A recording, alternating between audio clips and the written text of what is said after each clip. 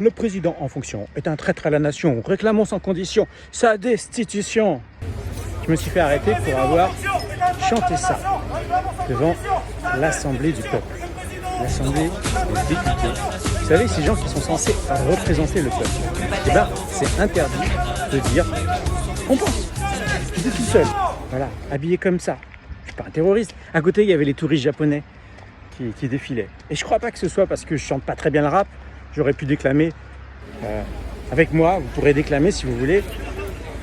Le président en fonction est un traître à la nation. Réclamons sans condition sa destitution.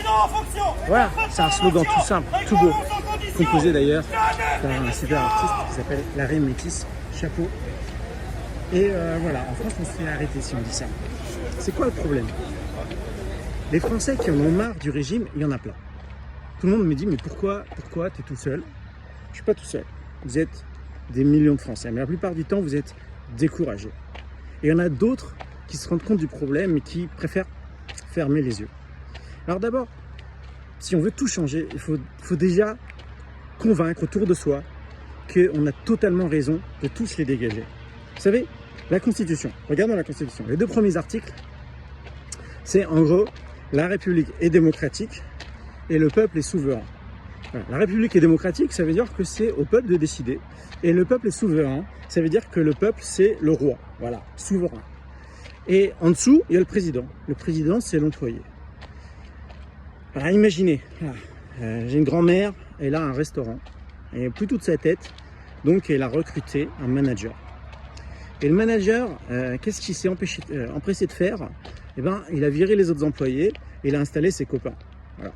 Les copains un peu pourris, ils s'entendent tous pour piquer dans la caisse. Et puis quand ma grand-mère s'est rendue compte de ce qui se passait, elle a voulu appeler la police. Mais qu'est-ce qui s'est passé? Le manager lui a retiré le téléphone et l'a enfermé à double tour dans sa chambre. Confinement, confinement. Et tu fermes ta gueule, mamie.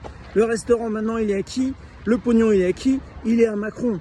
Et il a mis tous ses ministres, même un ministre de l'économie qui ne sait même pas compter. Hein, Bruno Le Maire, il ne sait pas faire une multiplication. Vous croyez qu'il a été recruté? Pourquoi? Pour pas dire qu'ils sont en train de piquer dans la caisse. Voilà. Enfin, la solution, si vous avez une grand-mère comme ça, qui se fait piquer son resto, qui se fait piquer son pays par une équipe de pourris, c'est de donner un grand coup de pied.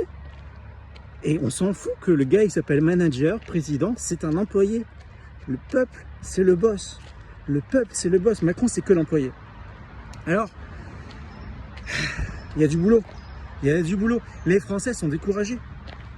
Mais qu'est-ce qu'on va faire? On va baisser les bras? Non. Le plus important, vous savez, j'ai entendu passer des agriculteurs qui disaient qu'il faut être tous unis. Oui, il faut qu'on soit unis et organisés. Et qu'il y ait cette conscience qu'on veut une révolution. Alors, je vais recommencer. Vous savez, je suis pilote, j'ai un petit avion et derrière, il y a une banderole avec marqué destitution. Et je vais refaire un tour de France.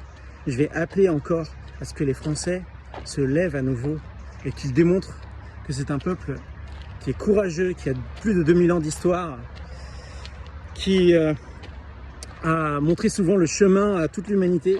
Et là, chez nous, on est opprimé par un régime antidémocratique. Il faut en prendre conscience. Il faut faire passer le message. Soutenez-moi s'il vous plaît. Ça fait 10 ans que j'essaie de bouger les Français. Et je vois que quand même, ça commence à venir. Il y a eu les gilets jaunes, il y a eu la colère de tous ces soignants suspendus. Il faut aller, et puis maintenant les agriculteurs. Hein. Il faut aller beaucoup plus loin. Il faut s'unir.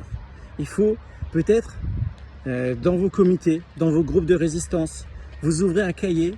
Vous faites d'abord un apéro pour la destitution, vous levez vos verres à la révolution qui vient et ensuite vous votez ce que vous voulez. Vous votez que vous voulez mettre à bas le système et tout un tas de mesures que vous souhaitez. Vous le mettez dans un cahier que vous signez tous ensemble. En fait, il y a une réunion à 100 résistants et vous mettez en gros au début, article 1, on veut la destitution et tous les mettre dehors. On veut tous les mettre dehors. Et quand on aura ces cahiers et que ça fera une pile de cahiers de destitution, vous savez, comme les fameux cahiers de doléances qui ont commencé la Révolution française, voilà. Et ben on ira les apporter aux députés et on verra bien qui représente vraiment les intérêts du peuple et qui est collabo. Et ce sera le début d'une belle et grande révolution qui mettra tout le monde dehors. Et Macron, destitution.